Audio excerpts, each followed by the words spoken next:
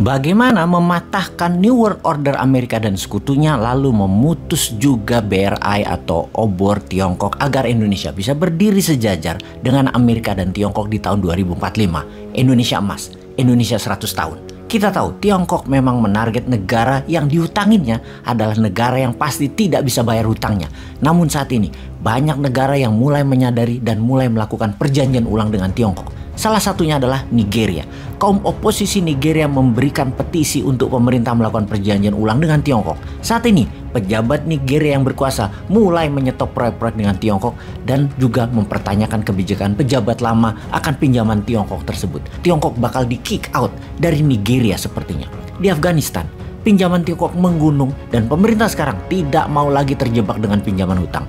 Taliban melawan, tidak mau membayar hutang dengan tegas, tidak setuju membayar hutang pemerintah lama. Titik. Negara Eropa Timur, Rumania, Slovenia, Lituania, Kroasia, dan Republik Ceko mau menghentikan seluruh proyek BRI dan menutup investasi baru Tiongkok di semua wilayah mereka. Walaupun secara teknis negara-negara ini masih merupakan bagian dari BRI, tetapi kebanyakan mereka sudah mulai cemas akan beratnya membayar bunga dan cicilan untuk proyek yang tidak terlalu meningkatkan GDP nasional negara-negara tersebut. Hampir tidak memberikan dampak pertumbuhan ekonomi. Beda dengan India.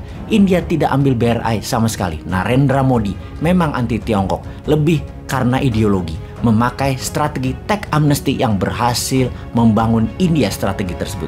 Growth ke DGP India sangat terasa sekali positifnya. Dengan berhentinya banyak proyek strategis, pembiayaan berdasarkan uang pinjaman Tiongkok ternyata backfire buat Tiongkok.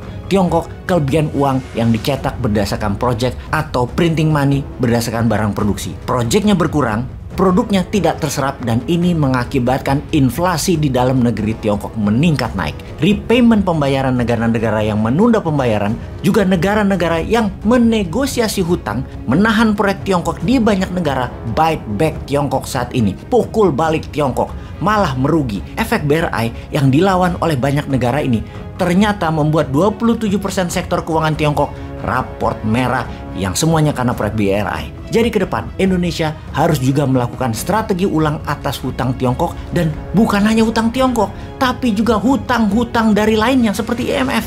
Efek selalu berhutang pada setiap tahunnya karena memang selalu minus APBN-nya. APBN adalah anggaran pendapatan negara dan belanja negara, di mana belanja negara bisa sampai 2.700 triliun.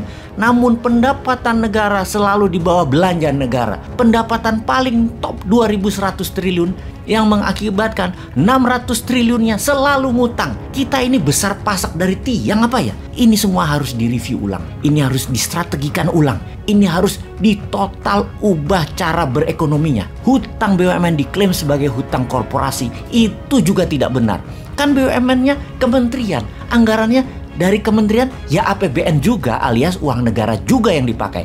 Kalau bangkrut BUMN-nya, ya APBN yang menanggung. Sebaiknya akui saja hutang BUMN adalah hutang negara, sehingga jujur masyarakat bisa melihat bahwa selama ini yang dikelola keuangan negaranya selalu kekurangan uang. Kurangnya bukan 600 triliun, tapi bisa 1.000 triliun per tahun bila hutang BUMN dan rugi BUMN ikut dimasukkan. Kita semua tahu bahwa dari selisih pendapatan versus belanja negara, ternyata 50%-nya adalah buat bayar beban bunga, bukan buat nyicil pokok pinjaman yang tidak akan pernah terbayar. Tetapi hanya bunga saja harus pinjam buat bayarnya. Bayangkan, dalam 7 tahun hutang negara meningkat dari 2.500 triliun ke 7.000 triliun. Naik 4.500 triliun. Sama dengan hutang 2 kali hutang 6 pejabat negara sebelum ini. 6 pejabat negara sebelum ini total hutangnya 2.500 triliunan. Yang sekarang ekonominya berhutang hampir 2 kalinya, yaitu hampir 5.000 triliun nambah hutangnya. Ini harus diubah. Sekali lagi, harus diubah. Sini, kasih New Mind. Dan New Mind gak pernah protes kok. Kita tuh akan mikung dur, mendem jeruk. Gak kita apa-apain, kita lunasi. Tenang. Kita lanjut ya, kita ilustrasikan sekali lagi agar paham bahwa BRI dan IMF yang sama di dalam melakukan pembiayaan tersebut adalah debt trap. Keduanya, kita detailkan ya. Ingat cerita Datuk Maringgi, Siti Nurbaya. Kita ilustrasikan sekarang.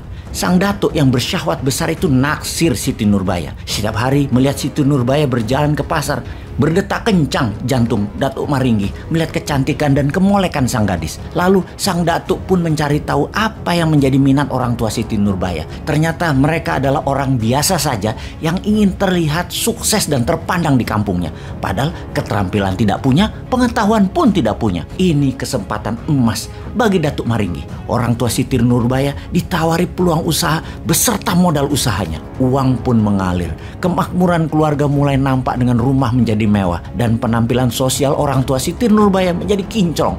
Orang-orang pun banyak yang kagum. Padahal orang tua Siti Nurbaya tak pandai dagang dan tak pandai usaha. Sebenarnya merugi. Tak ada penjualan yang berarti, namun uang ada banyak. Uang tak dipakai usaha saja, namun untuk membeli kemewahan. Ketika saat yang ditunggu tiba, sang datuk menagih hutang kewajiban. Mereka tidak bisa membayarnya. Kalau harta diambil, malu didapat. Maka sang datuk pun ada saran, tidak ditagih asal Siti Nurbaya dijadikan istri Datuk Maringgi. Dan terpaksalah Siti Nurbaya yang cantik diambil Datuk Maringgi. Itu hanya sekilas debt trap versi novelnya Marah Rusli terbitan tahun 1922 yang kalau dikiaskan kecantikan alam Indonesia itu indah, nian, seksi dan menawan. Semoga orang tua sumber daya alam Indonesia tadi pintar bisnis dan dagang, tak berhutang dengan Datuk Maringgi. Bahkan kalau tidak waspada kejebak dua Datuk Maringgi, yang satu Maringgi bule, yang satu Maringgi oriental. Kalau sudah begini kita berharap mana ya si Samsul Bahri itu, mana sang pujaan hati Siti Nurbaya sebenarnya? Kapan ya Samsul Bahri bergerak?